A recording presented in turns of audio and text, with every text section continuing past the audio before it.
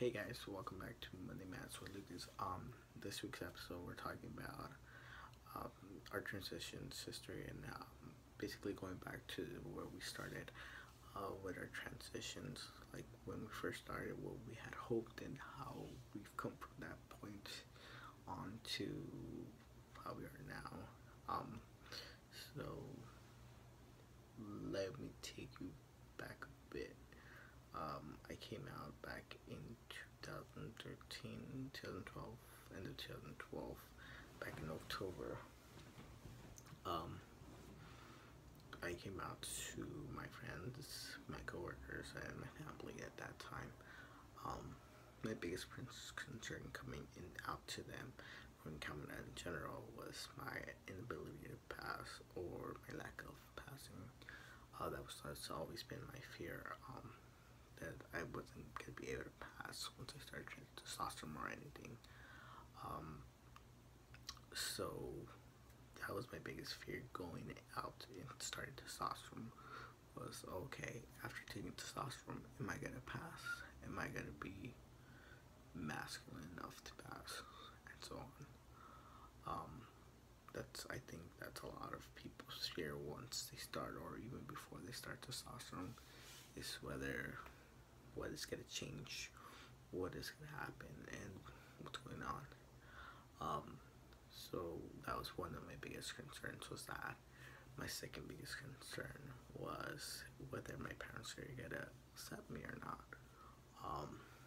They had a difficult time accepting that I like girls in middle school, so it's kind of hard telling them that I wasn't the daughter that I was supposed to grow up being. So coming out to my parents was hard too, at getting them to understand that I needed this more than anything else. It was pretty hard to understand. I think that's probably one of the biggest processes I've ever done. Is getting them to understand that I needed this in order to be happy. And my mom didn't want me to start testosterone at first. So that was always sad. She had that fear that there's something wrong associated with taking hormones.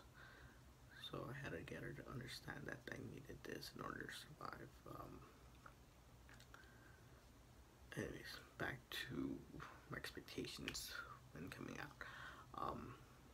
Yeah, I was pretty androgynous looking before I even started testosterone. So my biggest fear is because sometimes I would get called sir, sometimes ma'am, so I was in between that. And that was a big concern for me. I'm like, okay, I don't want to get misgendered anymore. I don't want to be called she anymore. And so on. So that was one of my biggest things. The other biggest thing was I wanted to get rid of my chest. For you guys that don't know, I'm had surgeries and everything, so I no longer have chest no more. No more chest. So that's one of the biggest things that happened. Facial hair. I want facial hair. I wanted to be able to grow a beard. I've been able to do that. I just don't like it very much. I don't like facial hair too much. I like to be more clean shaven, but to each their own. So yeah, so that my biggest concern was going into testosterone was being able to pass, being able to have a deeper voice, and pretty much it was pretty good. But I think my expectations were met. I'm able to develop muscles easier.